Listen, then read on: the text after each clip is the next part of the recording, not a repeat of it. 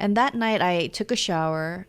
And I remember while I was in the shower, I just was hit with this realization. I feel like God's punishing me right now. Mm-hmm. Hi, I'm Emmy. I'm 2. Welcome to Grace, Giggles, and Growing Pains by Mommy and my daddy, Jenn and Brandon Rogers. All right, welcome back to the podcast, everyone. I think that I wanted to start off by saying we'd love if you have any questions for us in general or from the podcast. If you leave it, what I'd like to start to do is actually have a little Q&A section at the end, and we want to make those available for those that are subscribed to our graceandgiggles.co blog or website newsletter, because I think I eventually want to create a space for all of us to kind of hang out more casually and get more in depth on stuff, because YouTube's not always the best place to do that. So that's the first thing I want to mention. But this week, what we want to talk about is joy. We literally decided this 2 minutes before we sat down. Yeah. So I was just realizing how not joyful I've been these days. Yeah. I'm like, I think this would be something good to talk about. Absolutely. And I think we had a really cool, I don't want to say breakthrough, but realization last week that we can probably... Was it last week? I thought it was like a few nights ago. You're talking about the conversation before bed? No, it was last week because... Yeah, it was last week because it was the day before you were supposed to get on the call with Vicky. Oh, I see. Yeah. Oh, okay. Wow, today's Tuesday. Yeah. Yeah, I'm unreliable when it comes to days and dates. That was a week ago. Yeah. Feels like 2 days ago. Yeah. Time has been flying like crazy. That's right. Vicky's my counselor, by the way. Yes, so. I wanted to mention that. And the reason I remember that is because it's like, oh, wow, you have a lot of good fodder to discuss with someone that's much wiser than I am. And so that's why I was like, thank God. And then, and then our call got canceled because she lost power. Yeah. Apparently it was really windy there and some oak trees uprooted and fell. And for her, thankfully, her house was fine. Totally it's fine, just the power went out. And apparently the houses around her got damaged pretty bad. So thank God she's okay. Yes. And I think that just means that God wants us to explore it and not rely on a person, which is good. I mean, I think it's helped to check the truth, but you don't want to rely on a person to be your sole source of truth. So that's how I took that anyway. But why don't you kind of set the stage for the misery so that we can pick the joy from it? I just remember just being miserable, just in general. It's not one specific thing, but just as my general demeanor. What did I say? I said, I just want to break from my life or something. I forget. I don't remember what you said. I want to run away from my life or something. But anyway, one day you were saying, hey, what can we do to make you a bit better? Like, what did you say? I did think I said, I was trying to be nice or thoughtful. And I think I tried to phrase it carefully and I thought about it before I said it. But I think I said, let's try to find a way to make your life or make you feel a little less miserable. Because No. You said to make you feel something better, but you said, but I'll settle for less miserable. Yeah, that's what I was trying to get at is... Yeah. Like happy felt too... Yeah, happy felt a little... out of reach. Which is so funny because we're going to try to talk about joy. But yeah, I think it just seems hard to be totally happy with everything because the reality I don't even is... like that word. It feels so circumstantial. Content. I have been having a really hard time just being content and joyful about where we are in life. And yeah, I did say let's settle for being less miserable because I think that's still a worthy goal given things are hard. But why don't you keep going with that? I mean, like I said, there's not one thing that I can put my finger on, but just everything. The number of times that we have to clean up after meals, or every time we have to make a decision about what we're going to eat. Just everything feels like so much right now. It just the weight of it all. Yeah. And a lot of it obviously has to do with the circumstances of why are we in this place again where you're still trying to figure out what you want to do for work or what God wants you to do for work. Yeah.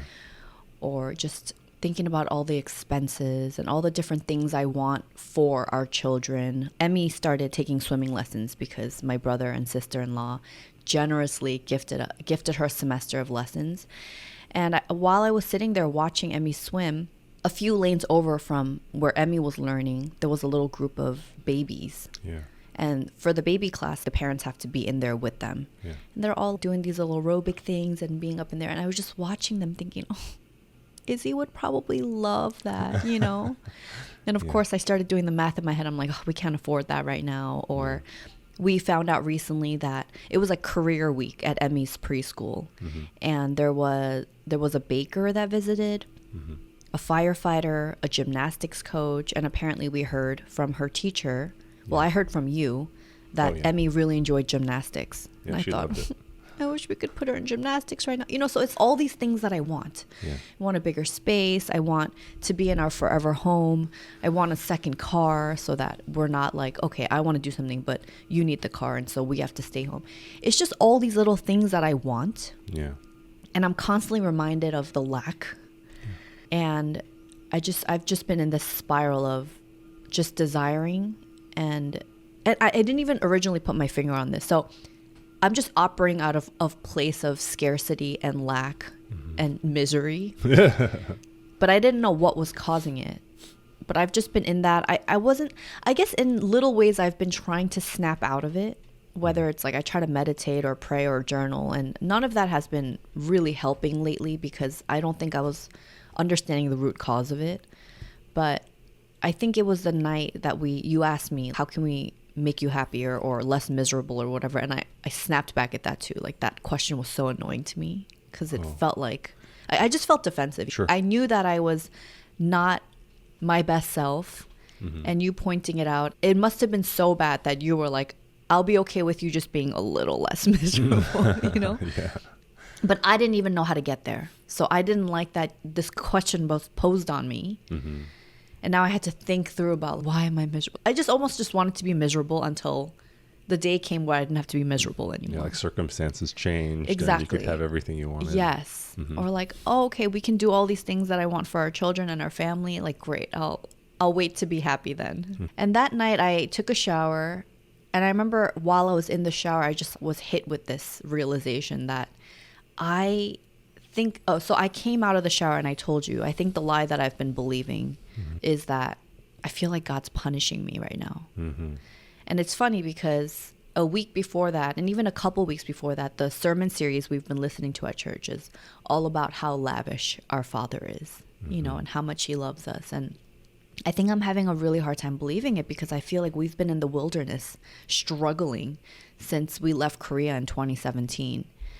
And there was a part of me that felt, okay, once we leave Korea and we settle down on Maui, we knew it was going to be like a tumultuous ride because we were trying to dip our feet into the entrepreneurship world. And it's not necessarily a world that I ever wanted to be a part of. Even now, I have no interest in owning my own business or starting my own brand, like zero interest. Yeah. I know you do, and I want to support you in that, but I don't want to have anything with my face or name or whatever in it. Like, it's just not a priority for me. And kind of figured Maui would be hard, but I didn't know it would kick us in the butt so hard. In so many ways.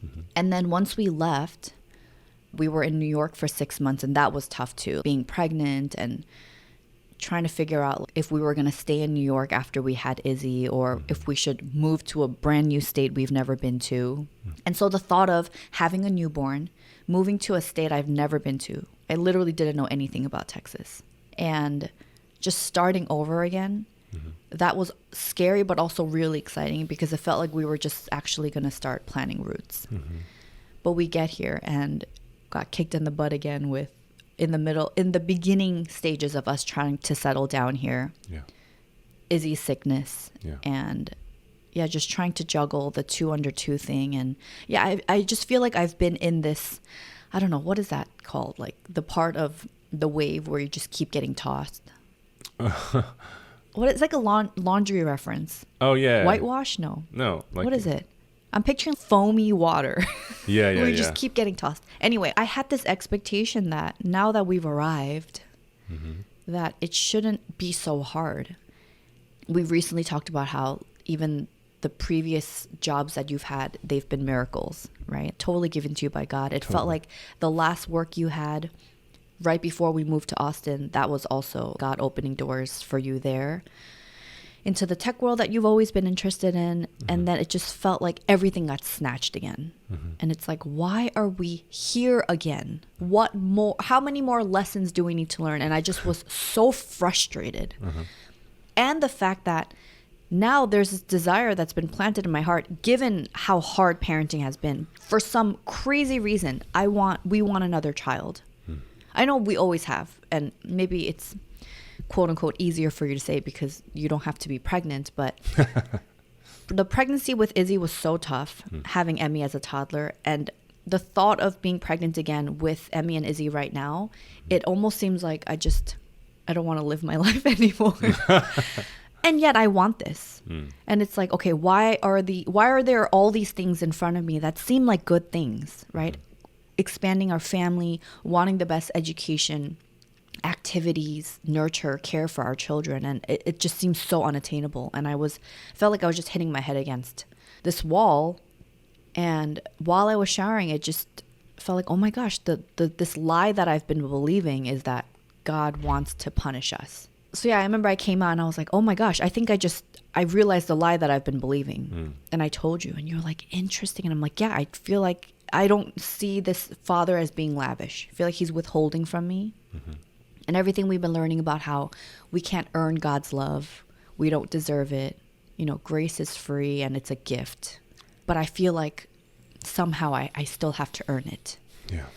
And I've just been really angry about our circumstances. And then I remember you were like, what did you say? You should shower more often. I do, okay? I shower often. But it's funny how when you don't try to sit there, like sometimes when I try to sit and journal, it's almost like I'm trying so hard to find the answer that it doesn't come. But during the shower, I just want to shower because I want to get into bed. And it's almost that I'm already relaxed and ready to receive, I guess. And it just came to me. And yeah, it's some sort of phenomenon. I can't put a name or whatever. Yeah, to there it, is. Yeah, you're right. There is a name of this phenomenon. Or when you're getting a massage, ideas come to you. Yeah, like right before bed when you've kind of surrendered almost and you've relaxed. Yeah, that release. Yeah. And that's really where insight comes from. I think a lot of times that's the Holy Spirit as well. So yeah, that was really huge because I think around that time we had another conversation.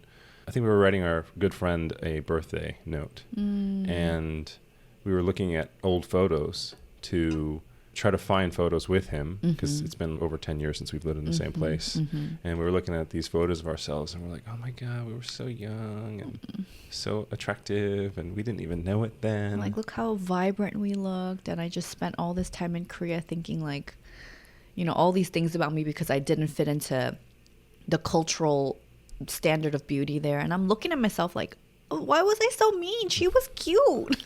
Yeah. And you're like, I think you were saying, I wish I wasn't in Korea. Maybe. I know. I was like, man, I wish I lived somewhere else and just lived it up. Yeah, in New York, right? I think you were saying or New York something. specifically. Yeah, I'm like, I shouldn't have been in Korea. That wasn't the place for me. Could have been thriving. Yeah, seriously. That's true. But I think that was an interesting timing of conversation as well, because oftentimes whenever we're going through these kinds of painful tribulations, we're always looking to get out of it. But I think recently there was a quote that I really loved. It was something like, our brain learns when we associate pain or pleasure with it, something like that. And I mean, in entrepreneurship all the time, it's kind of like you got to get your nose bloody. You learn by basically failing all the time. And I think the thing that I'm really trying to internalize is that in the Bible it talks about consider it joy when you go through these tough times, because what you need to understand is that it's not to punish you, it's actually to help grow you and mature you. And it's something that we do with our kids, or we try to do with our kids, right? It's painful for Emmy to try to spend some time alone, but it's very important for her to do so. I mean, that girl, she's been bullying Izzy to go into her room. It's so funny. Yeah. I see so much of myself as the oldest sibling. Oh, yeah. It's like, come on, Izzy, come to my room. And then she somehow finally coerces Izzy in there. Yeah. And then Izzy's not allowed to touch any of her toys. Yeah. She gets so mad. Yeah, that's so hilarious. Yeah, and now she's leveled up and she takes Izzy to go poop with her, which is a classic maneuver. So funny. And then, yeah, because she's usually, when she needs to poop, she goes, Mom, can you please close the door? I need privacy. Privacy. She started singing the song about it. And then yesterday, Usually Emmy wants her help to set up the toilet seat on top of the toilet seat and the step stool and everything. But she did everything by herself. And I noticed Izzy going there too. And the door closed. So I'm like, oh, what just happened? And I walk in, I'm like, Emmy, is everything okay? Because she usually yells at Izzy whenever Izzy follows her somewhere where she wasn't invited. Yeah. And she's like, no, I like when Izzy's here when I poop. I was like, oh, that's great. And I just was cracking up because I totally used to do this to my siblings growing up. When I was too scared to go to the bathroom by myself, I would make them stand there while I pooped. Yeah. Now Izzy's doing it. Yeah, it's so funny. But Anyway. But look at that. I mean, she did everything. She had the company she wanted. She set up the toilet. She even wiped herself, I think you said, right? She did. And I went in, I'm like, can I wipe you? She's like, no, I did it. Look. And then she did it for me again. Yeah. But me being me, I'm like, I'm just going to go in with a baby wipe after because she just used toilet paper. yeah, of course. Yeah, she didn't do it right. I bet. 100%. But what a beautiful example where... She used one square. Oh, of toilet paper too? Yes. Oh, jeez. That's why. And I wanted to teach her. Yeah. But anyway. But what a beautiful example, right? Where the thing that she desperately wants is the safety, comfort, and joy of her parents. Always. Non-freaking stop. But we don't give it to her. Not because we're mean, but because we have other things that we do that's also to love her, to keep a clean home and feed her and all these other things that need to happen. But we have to deliberately allow that pain to happen so that she can grow from it. And that's all a sign of love. It's not neglect. It's not we're being mean-spirited or whatever, even though sometimes we are miserable and it feels that way. It is all for loving and doing what's best for our kid. And I love that that's what's happening, even for me. I mean, I've been an entrepreneur for a really long time. Right? And it's not because I necessarily want the power and the fame and the accolades or whatever, even though that's something that I definitely battle with. It's this affirmation thing. Emmy's just like me in that regard. But God taught me a long time ago that this is a worthy endeavor, right? I mean, even financially speaking, having assets and having, building an asset that can work on your behalf is something that is the long game. And we're definitely struggling in the short term to try to make that happen. And it has hurt me, like, legitimately. Even when I'm applying for jobs right now, I'm looking at my weird career, and I've found ways to fill the hole of us trying this thing. But I just recently read an article about how recruiters are biased against entrepreneurs because I think what it signals to them is once they find something on their own, then they're going to leave the company, right? And when I just look at my career path, it's like I'm not specialized per se in any one thing, and at my level with the income that we kind of need to just survive with the family, I would need 4 or 5 years experience in a field, and I only got one in the particular field I'm looking at. And then on top of that, my career was in Korea. So all the people that I knew, because most interviews and jobs, a lot of it is through referrals and people you know, and my network in that regard is not very strong. So there's a lot of ways where there are legit setbacks that are as a result of our life circumstance, and I totally get it. I mean, I had my bout of depression last week when I realized all these things, and much like what you were saying about our beat up journey from Korea from 2017, I felt powerless to it for sure. But like that story with Emmy, I am realizing I am learning things. I mean, even if it's slowly, just being able to get out of my comfort zone, having the right perspective on what it is to reach out to people with a need and having that be filled with love. I mean, that's the economy of God that God has been trying to teach me. And another aspect of that is it's so easy to set the benchmark of success as money and fame and finances and all that stuff and comfort. But what blew me away was my spiritual mentor. He was talking about how, I think he said it was in Romans, where Paul talks about it's not about food and drink, it's about righteousness, peace, and joy. And that's like the currency of God. So in good or bad, whatever's happening, do you have that righteousness, peace, and joy? And that's the fruit of a life well lived.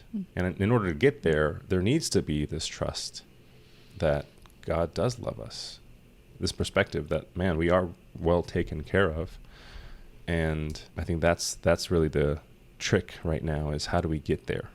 And I think this conversation is helping because it's giving us perspective. But, you know what's crazy? I didn't want to interrupt you earlier, but when you were listing out all the things that were against you in terms of why it's so hard to find the work that you want, that I got excited about that. Really? Yeah. And I think it's because for me, I listed what was quote unquote against you, but I feel like God's going to give you something despite all of that. Yeah. And that would make it so much cooler. Yeah. Because if you had the list and you checked all the boxes and you got the thing, it's like, okay, well, 1 + 1 = 2 kind of thing. But I don't think that's ever been the case with us. That's true. Oh, that's true. Like even the Yeah, career. you were sharing how you got the job you started out with in Korea after you graduated from college, and how you weren't supposed to have that job. You slipped under the cracks, and moving from there over to the Reebok job that you got. Like, his hand was all over that story, and I think I just had a flashback of that when you said that. I'm like, oh, I wonder where you're going to get, despite, you need the 4 or 5 years. You can't just go and make it up right now to be qualified by these recruiters or whatever, and you have the one under your belt. And yeah, I just got a little thrill out of hearing that. Yeah. Which is crazy because to add to that, I think not there's in a place. Yeah. I mean, to add to that, I think there's something that God is growing in us that will bear fruit later. I mean, even the story of the Israelites, when Moses freed them from slavery, they wandered in the desert for 40 years. I don't want to do that. Oh, well, I mean, we're like, what, 5-6 years in? Only 34 more 34 years to go. more years to go. No big deal. But it's so natural because, I mean, when they were wandering about, they were pining for the days of old. I want to be back under Pharaoh's rule because at least we were, eating food, good food, and all these different things. I forgot about that story. Yeah. So what we're going through, I wouldn't say it's just natural, but it's good. I believe it. Yeah. But I'm having such a hard time believing it. Sure. Yeah. And that's what I mean. It's whatever is being developed between us, just like you were saying with my job.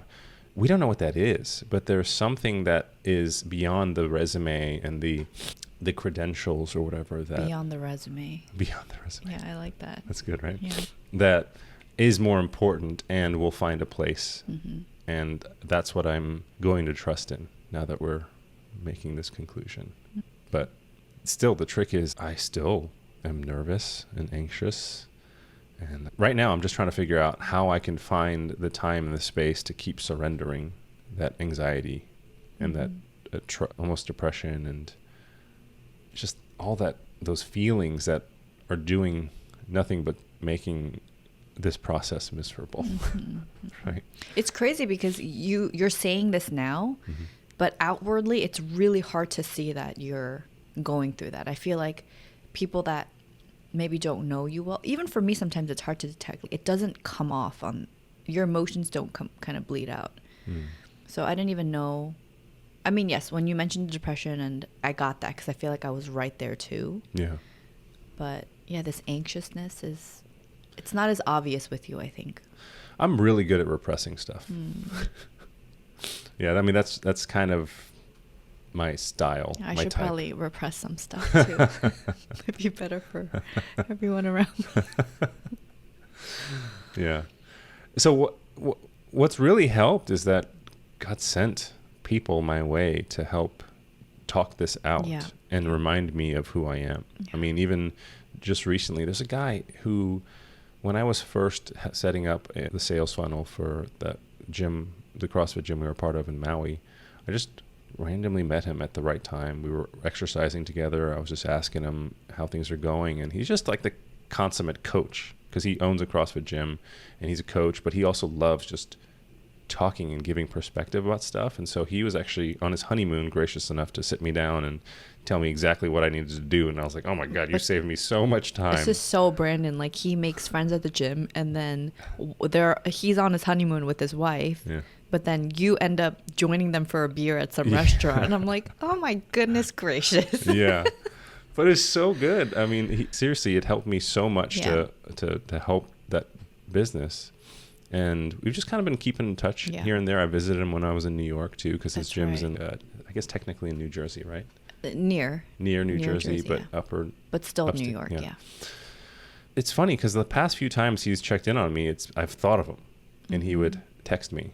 And so we got on a call, and it was just that. I mean, I was just floundering, and he was asking me these pointed questions of like, well, what do you want? What do you want to do? And ultimately it led to him reminding me that I have things that I value, core values, right? And he had me do some exercises to do it. And I realized that one of my biggest core values is feeling like there's purpose in what I'm doing.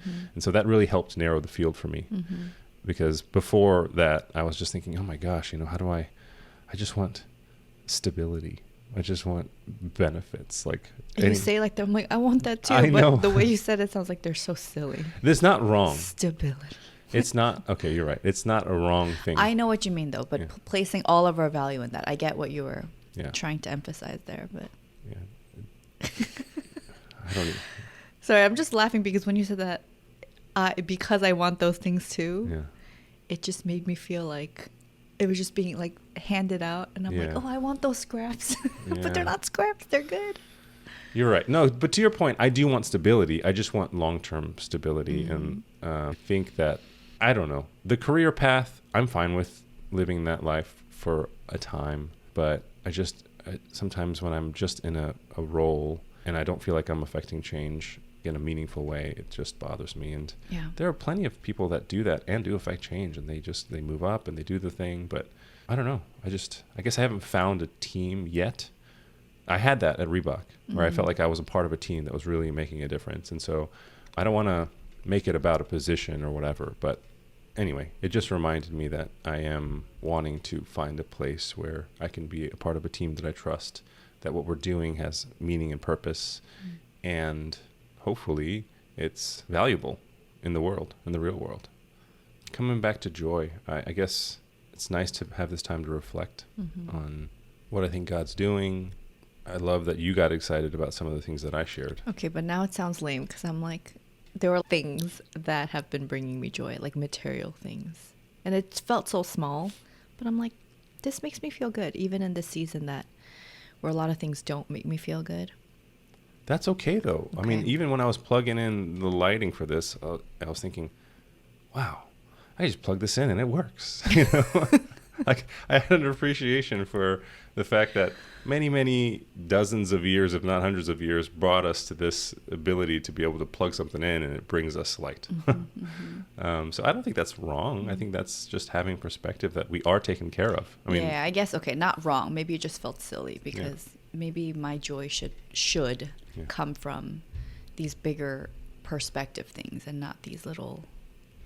these tangible everyday things, but whatever. That's just where I like to go. But my spiritual mentor always talks about it. He's like, I've never gone homeless or hungry my whole life. If I have 2 pennies to rub together at night, I'm living in abundance. And that's so true. We are living in abundance. We are living better than the kings and queens would have even just a couple hundred years ago, probably, because of all the comfort and joy we have. So there is a reality to that that ties in from the little things to the big things. But let's get into the stuff you care about is much more exciting than the kinds of connections I try to make. So what are some of the things that brought you joy? Literally, I was getting ready for this podcast and I was like, I want to talk about this because I feel like I finally found the perfect black t-shirt, white t-shirt. Okay, and listen, this is, okay, I don't want to say a lifelong search, but it's been a search for a long time because these are staple items in your closet, right? And if you just have the one or two, or you try to buy different versions of it to get there, and there's always something that's a little bit off. I've tried expensive. I have like an $80 blank white t-shirt. And it's almost like because it's so expensive, I don't want to wear it. Yeah. Because now that I have children, I'm afraid of getting stains that won't come out. And I do wear that occasionally. But I wanted something that was, I love the quality of it. It washes well. It looks good on me and I feel good every time I put it on. And I think I finally found it. And it's the shirt that I'm wearing right now. And that too, I decided to put this on and I wasn't really crazy excited about sitting down to do this podcast, but I saw the shirt and I grabbed it and I'm like, every time I put it on, I feel good. And this is a t-shirt from Madewell. And it's not even a brand that I shop a lot of these days. And I want to say when I first started out with my capsule wardrobe years ago, like back in 2015, 2016. I had a few of the Madewell t-shirts, and I think it's called the Whisper tee. It's a lot thinner, and it's more like a heathered. I had a gray, white, and black, and the gray is like a heathered gray. And even the black, it's like a heathered black. It's not a solid opaque black. But for that time, it was great. But after a while, after many, many, many washes, because those were my staples, it did start pilling, and I didn't love how it looked on me, or like how it made my arms look at my shoulders and all of that. I forget how I came across this. I think I might have just decided to try it on a whim because it was on sale. And I think I saw the reviews on the site, and it seemed like a lot of people liked the shirt. I didn't know anyone in real life that actually had it. But I'm like, okay, whatever, I'll try it. And I'm always looking for something comfortable too. Oh, because around that time, I was looking for comfortable shirts that I could just put on without thinking about, that I could take my kids to take Izzy to therapy in, because she likes to pull my shirt a lot. Yeah. Anyway, so I went for it, and I think there was like a sale going on, and I decided to even pay to get it embroidered. Yeah. So I have a black one. This one says Umma, UMMA, and that means mom in Korean, which is so funny because I never wanted my kids calling me Umma, because it seems so, maybe it's because I call my mom Umma, and it feels, there's a formality to it. My mom and I weren't super close up until pretty recently. And so it's not like I had this friendship with her where I could just call her mom or mommy. Amma just felt like a title of respect. And Which is so interesting because there is a more formal title for Amma, like Omani. Omani, or that's Omanim. right. That's even higher. Yeah, that's the actual formal. That's like. True. But Amma feels like that to me. Yeah, exactly. Yeah. So. But then randomly Emmy started calling me Amma, and I'm like, why are you calling me Amma? I'm always trying to change it, but now it's kind of grown on me, and I think it's so cute because that girl doesn't speak Korean, but for whatever reason, sometimes she just likes to yell Amma and Appa to you. Appa, look. It's like, why are you calling him Appa? It's so funny. I bet you it's because of Luke and Lana. Maybe, yeah, the older friends that she hangs out with on Tuesdays. But anyway, I got the black one embroidered Amma, and then I have a white one that says Izzy, and I have a gray one that says Emmy, and I love this shirt. It feels so good, and in all colors. In all colors, okay. Yeah. I have 3 colors of this style. I'll link it below. I think it's called the Northside Vintage Tee or something, and it's inexpensive at its regular price. I think it's $19 or something. But once in a while, Madewell has these sales, and whenever they do the 25% off, I recently bought 2 more. I got a plain black one that's not embroidered, and then I got one other color. But I will put it in the wash, and I don't dry it. It goes in like a mesh bag, and then I hang dry it. This is a long time to talk about a t-shirt, by the way. You love it, yeah. I do. I love it. Yeah. But I hang dry it, and then, you know how some shirts I like putting in the dryer because I feel like it kind of shrinks it back to what it's supposed to look like? Because some pieces of clothing, you hang dry, you're supposed to, but it just looks frumpy. Yes. This one air dries so well, and it's still soft. It's soft as if I put it through the dryer, which is amazing. That's crazy. Because there are some shirts, kind of it scratchy. Just looks scratchy, or it looks kind of baggy. Yeah. It doesn't go back to its original form. Yes. But this, I hang it, it dries, it's not crunchy, it's still soft, and just the thickness of it is perfect too. You know, I find that so excited about this t-shirt, and when it's on sale, I think I got it for like $12.50. Anyway, yeah. Well, I guess I ask about all the different colors as well, because I do kind of the same thing where I pick the same style of shirt and just do different colors. The quality would be different. Well, that's what I mean. Colors, yeah, right? That's kind of been my thing for a long time. It's just if I like a style, I'll just get different colors and just wear that out. Me too. But I find that even with brands that do that on purpose, like this company that I buy my shirts from now, Built, I just get their Henley short sleeves, which I'm wearing now, and I get it in different colors, but I find that depending on the color, the fabric is also a little different. That's a really good point. Now that you say that, I'm noticing that the gray one, I think I don't want to say that it's pilling, but the quality does feel slightly different from the black one. Yeah. When I put on the black one, I feel crisp, you know, like I feel very put together. The gray one feels a little bit more casual than this one. And I don't know if it's the color or the feel of it. That's a good point. Yeah. Yeah. Yeah, I think it's, I don't know. Because definitely the one that I wear the least is my lighter one. Yeah, it doesn't, I don't know what it is about the fabric. Maybe the way they wash it to get the color or whatever. But it just feels more wrinkly and a little just not as presentable. Yeah. Yeah. So it's tricky. I don't know how you do that. If anybody understands how clothing is made and why the same shirt could be different just based on color, would love to know that. Yeah. But okay, so then you like all three colors that you have. Black one's the best. Black one's the best. And then you have a gray and a white one? Yeah, the gray is my Emmy one. And I like to wear that one whenever I go to school events for Emmy. It's just fun to like wear a shirt that says Emmy. And I'm like, I'm Emmy's mom. Yeah. So it's like, oh, you're Emmy's mom. You know, it's just right there. Yeah. And then the Izzy one is the white one. I love that one. Yeah. But I definitely wear that the least because it's white. And because I'm always with our kids. If there were things that I was doing on my own, I'd probably wear that more. Yeah. But with them, I'm always like very conscious of fingerprints or stains or it being stretched out. So, yeah, I do love these T-shirts. Okay. Yeah. Well, good. We'll definitely link that. Yeah. And I'm so glad that... I hope the sale is still going on because I got a notification that the package arrived today. And I think I placed my order last week. And I got 2 more T-shirts for like $12.50 or something. Oh, okay. Yeah. Well, I mean, I don't know when I'll be posting this. Hopefully in a couple days, but... Sorry, the sale might be over. Yeah. But still worth it. The shirts are worth it at full price. Is that the official statement? Yes. Okay. I would say so. Yeah, $18.50, totally worth it. And then I think it's $10 if you want to embroider it. Okay. So which brings it to like $28.50. Yeah. And I think I'm like a Madewell insider or something, so I get free shipping. Yeah. Okay. Cool. Okay, right now in our life stage, I wouldn't pay full price for it, which is why I wait for the sales. Sure. Yeah. But yeah. But if money wasn't a thing, I think it's totally worth the $28.50. Yeah. Just to clarify. Okay. Well, thank you for that. Yeah, I'm so glad these are the kinds of things that we have to. I'd rather meditate and just stew on the things that make us happy, that we can appreciate. #gratitude, than to just be sitting in our misery for sure. What other things that brought you joy? No, it's your turn. Oh, do we have to go back and forth? Okay. Can we? Because I want a little bit of time to think too. But I also want to check in with what comes up for you. Yeah. Well, now I want to make it good. And I don't know. After you mentioned the light thing, I'm like, oh boy, I got to make it good too. What? It's just... Electricity. Hundreds and hundreds of years. This was not possible. I'm like, yeah, I found the perfect black T-shirt.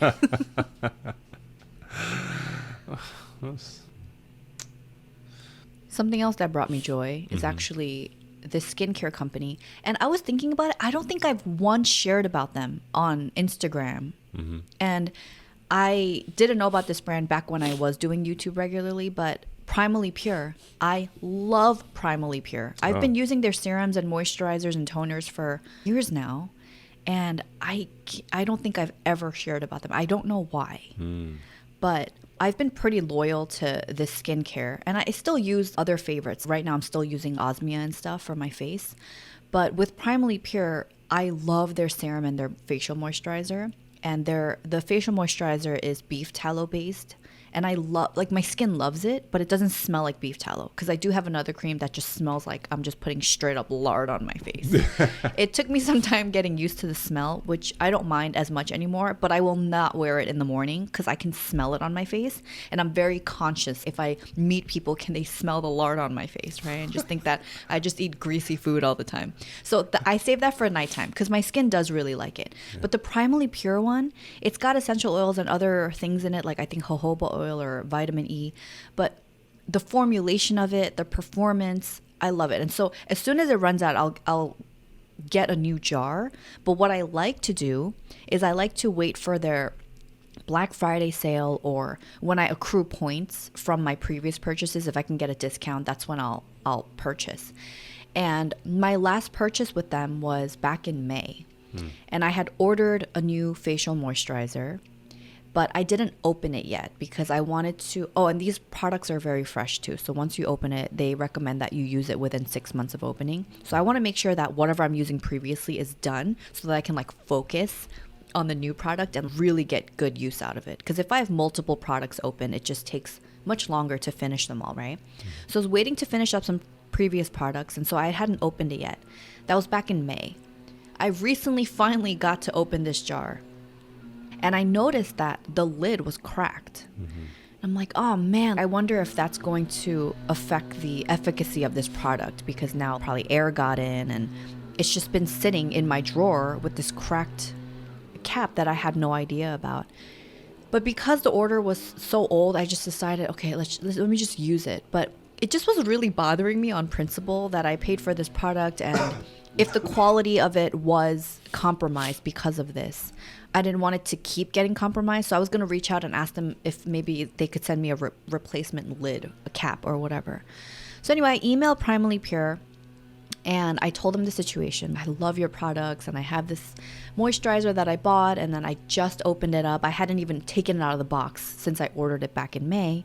But I noticed that the cap is like significantly cracked, and hey, I'm wondering, do you think that this would affect the quality? Do you think it's just enough to replace the cap? Can you help me with this? And then they just sent me a brand new jar of moisturizer. Wow. And I was so thankful that, yeah, this is a brand that I already love. And them going above and beyond to do that, it just made me so much more excited to keep purchasing from them. Like their ethos, I mean, they're also a story brand. I won't get into that either, but this whole thing that Brandon was really, really into. Which just means they have really good messaging and a reason why they do what they do. Yes. And just everything behind this company I've loved. And this just took it to another level. And now every time I use that moisturizer, it's like made me love it exponentially more. Yeah. And I just thought about, just the idea of superb customer service and what that does for a customer. And I was already loyal, but now I'm really, really loyal. Yeah. And I just felt taken care of in the smallest way. And it's something that I use every single day. And I think about this each time. And so I thought that was really cool. Oh, that's awesome. Yeah. Yeah. So it reminds me of a person that I came across. His name is Daniel Priestley. He's written several books. He's a very successful entrepreneur. But one of the things, the book that I just finished is called Oversubscribed. And he does touch upon that kind of thing where people raving at about your business is, I think they call it net promoter score. People wanting to recommend your product. And if you're below a 7, then you're not going to grow. And if you're above, then you have a chance to be able to grow. And so, I mean, going back to customer service, this is the kinds of things that, I mean, you said you were already a promoter of their company, but now you're like a raving Except fan. I haven't promoted it to anyone. Actually, when friends message me and they've asked, what have you been using these days? I'll share then, but I don't know why I have not shared it once on social. I don't know why. Anyway. Yeah. Well, but that's true. I mean, I think most people don't really think about sharing it on social. I think you maybe had a little bit of that because that's what you used to do regularly for YouTube, right? That was almost a job. But now you're kind of in just parenting mode, and yeah, I think that kind of context is not as prevalent as before, but we're sharing it now. Oh, it's so good. Yeah. It's really cool. Their body butter is amazing too. It's just expensive, but I would love to be able to afford that regularly. It's like I forget if it's a 4-ounce or an 8-ounce jar. It's like $38. But I'm also very liberal. I'm very liberal when it comes to body butter because I just love to stay moisturized. But I do love that. Yeah, they're great. I love Primally Pure. Awesome. Well, cool. Well, I think we should probably call it because we need to wake Izzy up. I'm so glad we got here because there is joy in our lives. We just got to look for it. Right? And that somehow we got to turn the tribulation into understanding that there's love and there's joy behind all that as well. So this is a good talk. Again, if you have any questions or comments, please leave them in the comment section below. You're probably already subscribed if you found us, so don't worry about that. But yeah, we'd love to do a Q&A and kind of leave it for the people that are wanting to hear from us more and not just keep prattling on these podcasts that are probably already too long anyway. So love you guys, and we'll talk to you later. Bye. Bye.